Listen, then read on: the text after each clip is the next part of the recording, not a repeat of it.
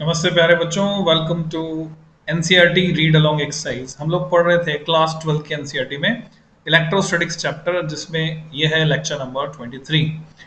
तो बच्चों, इलेक्ट्रोस्टैटिक्स में अब हम आ गए हैं नेक्स्ट पार्ट पे, जो कि कैपेसिटर से लिंक्ड है। और इसमें हम समझने वाले हैं डाई इलेक्ट्रिक्स के बारे में और पोलराइजेशन के बारे में। तो ज़्यादातर लोग इस पार्ट में थोड़ा सा ओवरलुक कर जाते हैं, ऊपर से निकल जाते हैं, पर मैं आपको पूरी डेप्थ में लेकर चलने वाला हूं बच्चों। तो बहुत अच्छे से इस पार्ट को समझिए, ये लाइफ से लिंक्ड है और बहुत ही इंटरेस्टिंग है, जिंदगी से कैसे जुड़ा हुआ है। तो पढ़ते हैं, इसको समझते हैं। अपनी अपनी आप एनसीईआरटी खोल सकते हैं, एनसीईआरटी के साथ साथ मैं समझाता हुआ चलूंगा आपको। सो आर्टिकल नंबर 2.10 ये है और पेज नंबर है 71। Let's start. Dielectrics and polarisation. So dielectrics क्या होते हैं? सबसे पहले अगर हम बात करें तो जितने भी इंसुलेटिंग सब्सटेंसेस हैं उनको हम कहते हैं dielectrics. All the insulators are called dielectrics. Dielectrics are non conducting substances. तो अब सवाल उठता है कि भाई फिर इंसुलेटर ही क्यों नहीं कह दिया, डाइलेक्ट्रिक क्यों कहा? तो बच्चों, इंसुलेटर में भी दो कैटेगरी हम डिवाइड कर सकते हैं। एक ऐसे इंसुलेटर जो कि एक्सटर्नल इलेक्ट्रिक फील्ड में रिस्पॉन्ड करते हैं, इलेक्ट्रिकल प्रॉपर्टीज को सपोर्ट करते हैं, ऐसे इंसुलेटर्स को हम बोलते हैं डाइलेक्ट्रिक्स। और जो रेस्पॉन्ड नहीं करते उनको बोलते हैं हम प्योर इंसुलेटर। तो इंसुलेटर में दो कैटेगरी हो गई, एक डाइलेक्ट्रिक्स जो एक्सटर्नल इलेक्ट्रिक फील्ड को, इलेक्ट्रिकल प्रॉपर्टीज को सपोर्ट करेंगे, और दूसरे जो सपोर्ट नहीं करेंगे वो कहलाएंगे pure insulator. In contrast to conductors, they have no or negligible number of charge carriers. इनके पास चार्ज कैरियर नहीं होते।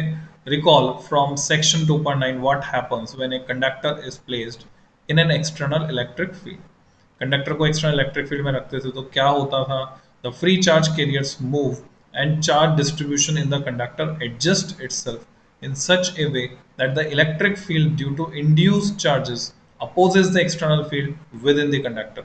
और वो कंडक्टर के अंदर इलेक्ट्रिक फील्ड को कैंसिल कर देता था।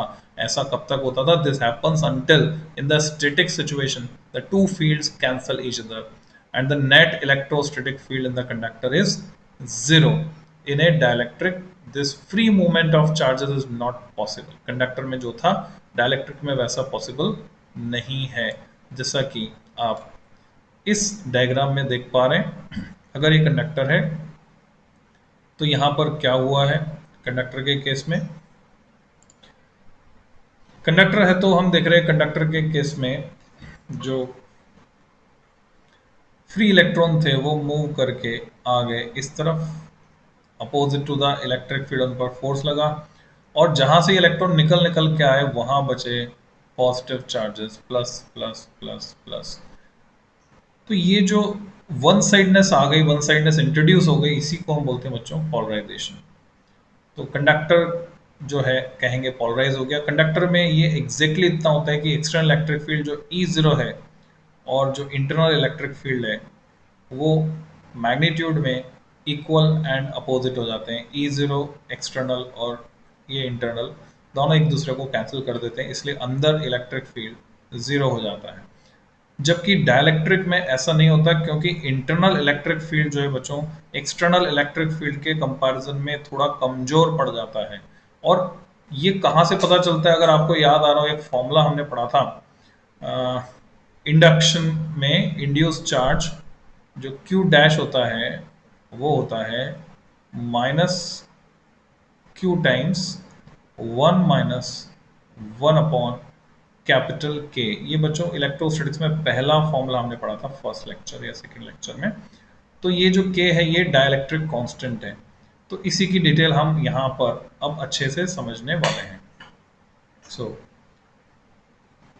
इसको देखते हैं कि कैसे डाइलेक्ट्रिक्स के अंदर ये इलेक्ट्रिकल इफेक्ट्स दिखाई देते हैं। तो जहां तक हमने समझ लिया, पढ़ लिया, उसके आगे This happens until static situation, two fields cancel each other। ये तो कंडक्टर में। In a dielectric this free movement of charge is not possible It turns out that the electric field induces dipole moment by stretching or reorienting molecules of the dielectric. Electron खींच के एक तरफ चले जाएंगे, दूसरा positive charge बचेगा. The collective effect of all the molecular dipole moments is net charges on the surface of the dielectric, which produces a field that opposes the external field. Unlike in a conductor, however, the opposing field is so induced does not exactly cancel the external field, जैसे अभी अभी मैंने आपको दिखाया यहाँ पे. It only reduces it, थोड़ा सा कम कर देगा. The extent of the effect depends on the nature of the dielectric.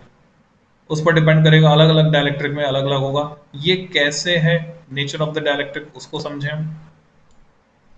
बच्चों इसको प्रैक्टिकल एग्जांपल से समझते हैं कि आपने देखा होगा घर के बाहर जो है बिजली के खंभे लगे हुए हैं, उन पे तार जा रहे हैं. जो थोड़ा ऊंचाई पर होते हैं तो 3 तार होते हैं, तीनों फेज वायर होते हैं. और जहां से हमारे घरों में सप्लाई आ रही है पोल पे से, वहां पर 5 तार होते हैं, 3 तो फेज के होते हैं बच्चों, और एक होता है न्यूट्रल और एक होता है अर्थ. तो ऐसे कुल मिलाकर 5 हो जाते हैं. तो ये जो तार हैं इनके बीच कुछ गैप रखा जाता है. आपने अगर गौर किया हो तो वो जो 3 फेज सप्लाई है, ऊपर हाई टेंशन लाइन है 11,000 वोल्ट, उसमें 1 से 1.5 फीट का गैप रखते हैं 2 तारों के बीच. नहीं तो क्या होता है, उनके आसपास की एयर आयनाइज्ड स्टेट में रहती है because of electric field. Large value of electric field, कितनी लार्ज, मेगा वोल्ट पर मीटर के ऑर्डर का इलेक्ट्रिक फील्ड वहां डेवलप हो जाता है. तो उसके आसपास की एयर आयनाइज स्टेट में रहती है. अगर तेज हवा चलती हो, तार पास पास भी आ जाए, भले टच ना करें, तो स्पार्किंग हो जाती है वहां, बिकॉज बीच की एयर आयनाइज रहती है.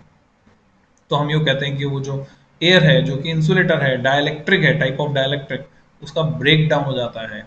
ऐसे हम इसको समझते हैं. तो अलग अलग डायइलेक्ट्रिक्स के लिए ये जो रिक्वायरमेंट है, मतलब अलग अलग तरह के डायइलेक्ट्रिक्स के केस में ये डिफरेंट डिफरेंट होती है. तो उसको हम कैसे समझ सकते हैं, जैसे आपने देखा कि 3 तारों के बीच हवा में 1 से 1.5 फीट का गैप है, जो 3 फेज सप्लाई है. पर ये तो कब है, हवा में. फीट को हम ऐसे दिखाते हैं, 1 फीट मान लीजिए. और यही 3 तार जब भूमिगत, यानी काले रंग की केबल होती है, अगर गौर किया हो आपने, जो जमीन में दबी रहती है, कहीं कहीं इसका मुंह बाहर निकला रहता है, काले रंग की केबल. इसमें गौर से देखेंगे तो 3 तार इसमें बिल्कुल सटे हुए होते हैं. एक पर चढ़ी रहती है बच्चों गुलाबी से रंग की पन्नी, ये हो गया ये लाल रंग की पन्नी. और दूसरे पर चढ़ी रहती है नीले रंग की पन्नी, और तीसरे पर चढ़ी रहती है पीले रंग की. अब देखो ये तीनों जो तार हैं बिल्कुल पास पास सटे हुए, इनके बीच कोई गैप नहीं है. इस तरह की केबल आपको देखने को मिल जाएगी. और जो तार है वो इनके अंदर होता है, जैसे कि वो होता है एल्यूमिनियम का तार. एल्यूमिनियम का तार जनरली यूज करते हैं, कॉपर भी यूज करते हैं, पर यहाँ पर ये एल्यूमिनियम का तार होता है बीच में, ये तार.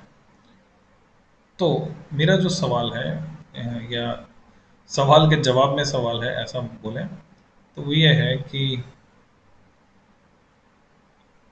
यहाँ गैप 1 फीट है, जबकि यहाँ गैप नहीं के बराबर है. How this is different.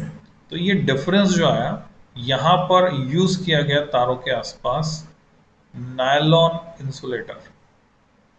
वो पन्नी जो होती है अलग अलग कलर की, वो नायलॉन की बनी है, नायलॉन इंसुलेटर यूज किया गया है.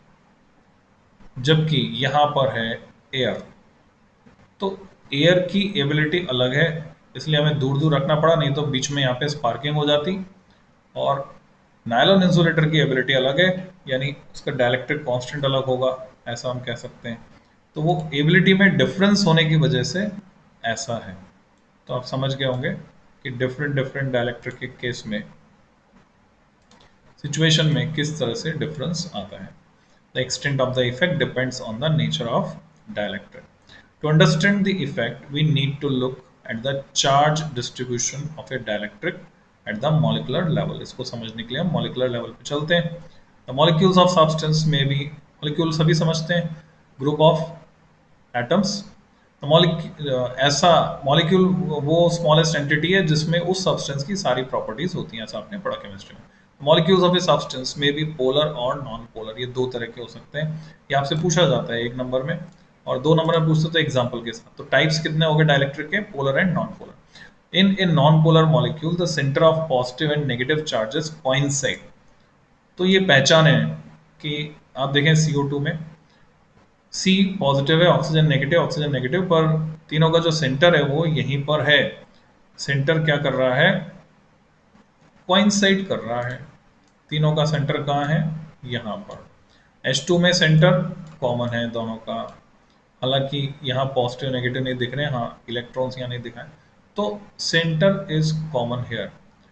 पर यहाँ देखें तो ये क्लोरीन बड़ा है, तो सेंटर क्लोरीन के पास होगा।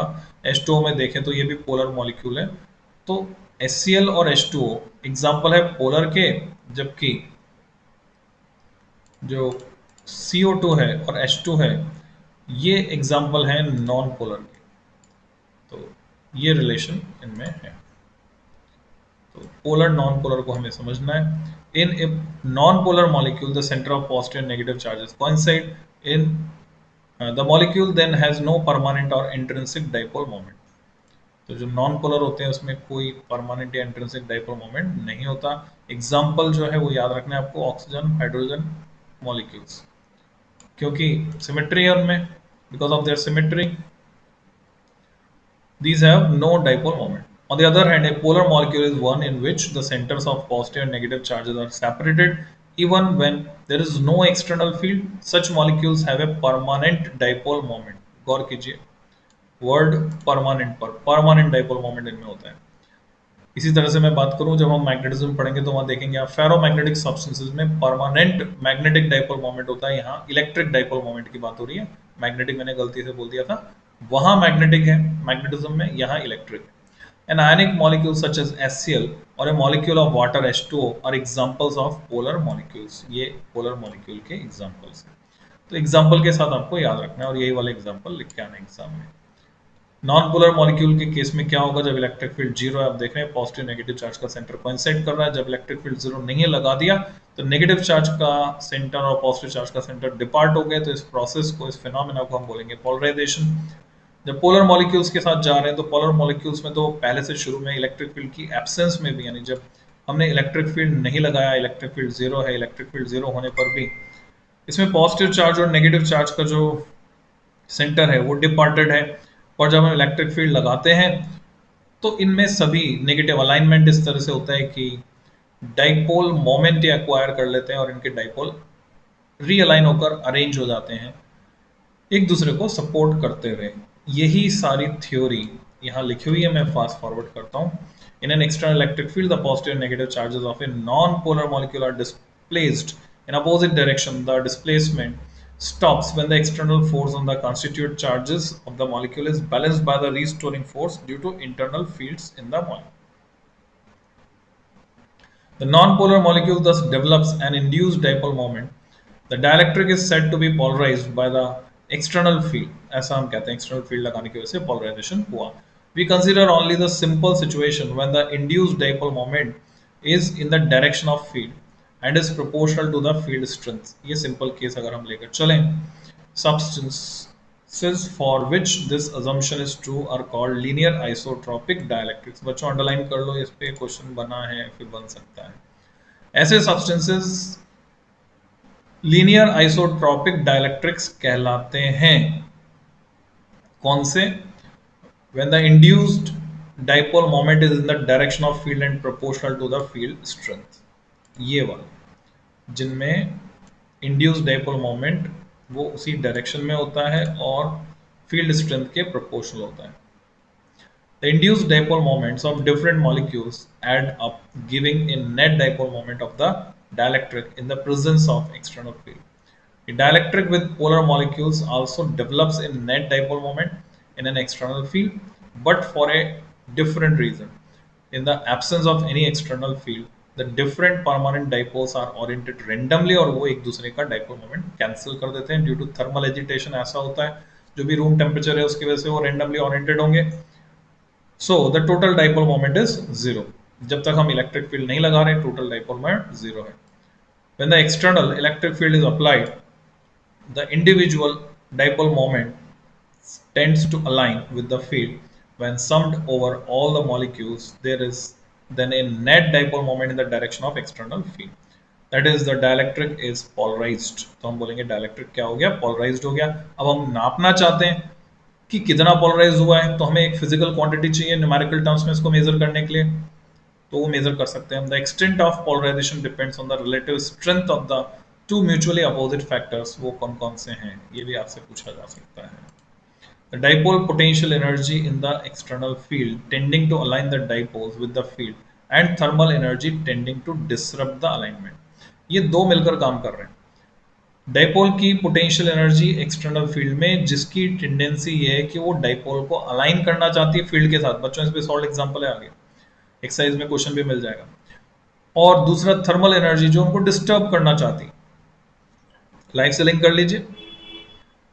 वो फोर्सेस जो आपको सपोर्ट कर रहे हैं, वो फोर्सेस जो आपको अपोज कर रहे हैं।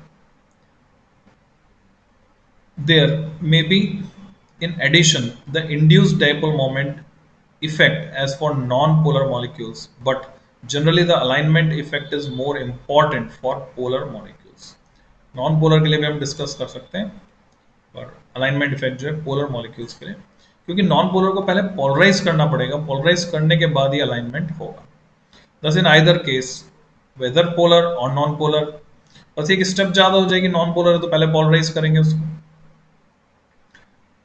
भारत में या दूसरे देशों में जो भ्रष्ट नहीं है पहले उसे भ्रष्ट बनाया जाएगा। वे दो तरह के लोग हैं, एक जो भ्रष्टाचार को सपोर्ट करते हैं, भ्रष्ट है, रिश्वत देते लेते हैं, सारे गलत काम करते हैं। दूसरे जो सपोर्ट नहीं करते हैं। तो क्योंकि इनकी संख्या ज्यादा हो गई जो भ्रष्ट हैं, तो अब क्या होगा, जो भ्रष्ट नहीं है, नॉन पोलर है, उसको पहले पोलर बनाया जाएगा। तो पोलर बनाएंगे पहले, और पोलर बनाने के बाद फिर अलाइनमेंट होगा। वो भी उसी सांचे में, ढांचे में ढल जाएगा, उसके ऑफिस में जो जैसा काम हो रहा है, बाकी सब लोग भी मिलकर, यानी जो अभी तक नहीं कर रहे थे उसको सपोर्ट, वो लोग भी वापस ऑफिस के जो ढर्रे में ढल जाएंगे और सपोर्ट करेंगे, अलाइनमेंट हो जाएगा। Thus, in either case, whether polar or non-polar, a dielectric develops in net dipole moment in the presence of an external field. The dipole moment per unit volume is called polarization. तो यहाँ पर mathematical definition आ रही है बच्चों इसकी। Polarisation किसे कहते हैं, किससे डिनोट करते हैं, तो पोलराइजेशन को हम कैपिटल पी से डिनोट करते हैं, और ये होता है dipole moment per unit volume. ऐसे ही मैग्नेटिज्म में हम पढ़ेंगे, मैग्नेटाइजेशन होता है magnetic dipole moment per unit volume. For linear isotropic dielectrics, ये अलग से एक्स्ट्रा कंडीशन है, उसको ध्यान रखना है आपको। ये किसके लिए हम डिस्कस कर रहे हैं, लीनियर आइसोट्रॉपिक डाइलेक्ट्रिक्स। इसको आप केमिस्ट्री से लिंक करके समझ सकते हैं, आइसोट्रॉपिक क्या होते हैं। लीनियर फिजिक्स से लिंक कर लीजिए, डायलेक्ट्रिक्स को लिंक कर लीजिए, तीनों शब्दों को अलग अलग समझ के आपस में लिंक कर लीजिए, तीनों का मिलाकर मतलब देख लीजिए। तो डायलेक्ट्रिक पोलराइजेशन जो है उसको नापने, तो कैपिटल पी हो गया काई ई टाइम्स ई। अब ये काई ई क्या है, तो इसको हम बेहतर समझेंगे जब मैग्नेटिज्म पढ़ेंगे। अभी आप इस रिलेशन को ऐसे कैसे मान लीजिए, काई ई को बोलते हैं ससेप्टेबिलिटी, इलेक्ट्रिकल ससेप्टेबिलिटी। ऐसे वहाँ का एम पढ़ेंगे मैग्नेटिक ससेप्टेबिलिटी, तो उससे लिंक करके इसको हम समझेंगे, क्योंकि यहाँ वास्तव में ये जो ई आप देख रहे हैं, ये वो आपका फैमिलियर ई नहीं है, ये इलेक्ट्रिक फील्ड नहीं है, यह है इलेक्ट्राइजेशन वेक्टर। तो अभी तो मान लीजिए जो भी दिख रहा है वो, पर इसको हम समझेंगे मैग्नेटिज्म से लिंक करके, वो बेहतर समझ में आएगा। तो ऐसा कोई रिलेशन होता है पोलराइजेशन को हम ऐसे कह सकते हैं। इसके लिए आप ये कह सकते हैं कि पोलराइजेशन जो है प्रोपोर्शनल है ई के, ई जितना बढ़ेगा बाहर से इलेक्ट्राइजेशन फील्ड, इसको क्या कर रहा है, पोलराइज कर रहा है। तो फील्ड जितना बढ़ेगा पोलराइजेशन उतना ही ज्यादा होगा, और वो किस पर डिपेंड करेगा, इस फैक्टर काई ई पर, जो कि उस सब्सटेंस की प्रॉपर्टी जिसे हम पोलराइज करना चाह रहे हैं, उस डाइलेक्ट्रिक की प्रॉपर्टी है, उसकी इलेक्ट्रिकल ससेप्टेबिलिटी है of the dielectric medium. It is possible to relate chi-e to the molecular properties of the substance, but we shall not pursue that here. Okay, the question is, how does the polarized dielectric modify the original external field inside it? कैसे वो करता है? Let us just consider, for simplicity, a rectangular dielectric slab placed in a uniform external electric field E0 parallel to two of its faces. The field causes the uniform polarisation P of the dielectric, thus उसे क्या होगा, diagram में आप देख रहे हैं electric field E में हमने इसको रखा है, पोलराइजेशन यहाँ पर हुआ। Every volume element delta we of the slab has dipole moment per unit volume P हो गया। अभी हमने पढ़ा था electric dipole moment per unit volume is capital P multiplied by delta V, volume से मल्टीप्लाई कर दिया in the direction of field, field की डायरेक्शन में। Volume element delta V is macroscopically small but contains a very large number of molecular dipoles, इसके अंदर हैं। Anywhere inside the dielectric, the volume element delta V has no net charge, though it has net dipole moment. Net charge क्यों नहीं बच्चों? इसके अंदर dipole बंद है, डाइपोल में जितना पॉजिटिव होता है उतना नेगेटिव होता है, तो नेट चार्ज इसका 0 है, पर उसमें डाइपोल मोमेंट है। बच्चों ये बिल्कुल वैसे जैसे डोमेन बने थे, याद हो तो आपको मैग्नेटिज्म में आपने पढ़ा हो छोटी क्लास में, डोमेन फॉर्मेशन हो जाती है। नहीं पढ़ा है तो अभी पढ़ेंगे हम नेक्स्ट चैप्टर में, next chapter में। This is because the positive charge of one dipole sits close to the negative charge of the adjacent dipole. However, at the surfaces of the dielectric normal to the electric field, there is evidently a net charge density. वहाँ तो होगी, surface पर होगी, क्योंकि surface पर एक side में as seen in figure 2.23 positive and आप देख रहे हैं, यहाँ सारे नेगेटिव, यहाँ नेगेटिव सरफेस चार्ज डेंसिटी, यहाँ सारी पॉजिटिव सरफेस चार्ज डेंसिटी। जो ये जो पिक्चर आपको दिख रही है इसको प्रैक्टिकली आप फील कर सकते हैं। आपको याद हो तो मैग्नेट्स आपने खरीदे होंगे, जो ओवल शेप होते थे, यानी ये टुकड़ा अगर मैं दिखा रहा हूँ तो ये उसका आधा हिस्सा मान लीजिए, ऐसे दो मैग्नेट होते थे, ऐसे उनको उछाल देते थे हम, चू चू चू चू चू चू आवाज करते हुए नीचे आते चिपकते हुए। ऐसे 4 5 6 10 मैग्नेट भी आप इकट्ठे कर सकते हैं, फर्श पे लाइन से जमा लीजिए फर्श पे। अब बीच वाले मैग्नेट को घुमाएंगे तो आप देखेंगे बाकी सब भी घूम जाएंगे, अलाइनमेंट उनका चेंज हो जाएगा। ये कुछ वैसी ही एक एक्टिविटी है, एक्सरसाइज है। The positive ends of the dipoles remain unneutralised at the right surface and the negative ends at the left surface. बीच वाले आप देख रहे हैं, बीच वाले तो क्या हुए बच्चों, बीच वाले तो न्यूट्रलाइज हो गए, ये पॉजिटिव ये नेगेटिव मिलाकर इनका असर खत्म, इन्होंने एक दूसरे का इफेक्ट खत्म कर दिया, मस्त हो गया आपस में। पर ये जो साइड वाले पॉजिटिव है इनको न्यूट्रलाइज करने वाला कोई नहीं है, साइड वाले नेगेटिव है इनको न्यूट्रलाइज करने वाला कोई नहीं है, इसीलिए वो जो सरफेस है वो चार्ज वहां पर दिखाई देगा। The unbalanced charges are the induced charges due to electric field. Thus, the polarized dielectric is equivalent to two charged surfaces with induced surface charge densities say sigma p and minus sigma p. इससे हमने दिखा clearly the field produced by these surface charges opposes the external field. ये उसको oppose करेगा external field को, क्योंकि इसके opposition में। The total field in the dielectric is thereby reduced from the case when no dielectric is present. अगर यहाँ पे हवा या वैक्यूम होती तो ज्यादा होता। We should note that the surface charge density plus minus sigma p arises from bound, not free charges in the dielectric. तो ये जो surface charge density आ रही है ये किसकी वजह से आ रही है, बाउंड चार्जेस की वजह से है, फ्री चार्जेस की वजह से नहीं है, ये हमें समझना है। तो बच्चों इस लेक्चर में इतना ही, नेक्स्ट में हम पढ़ेंगे कैपेसिटर्स एंड कैपेसिटेंस। तो मिलते हैं जल्दी ही, हैप्पी लर्निंग।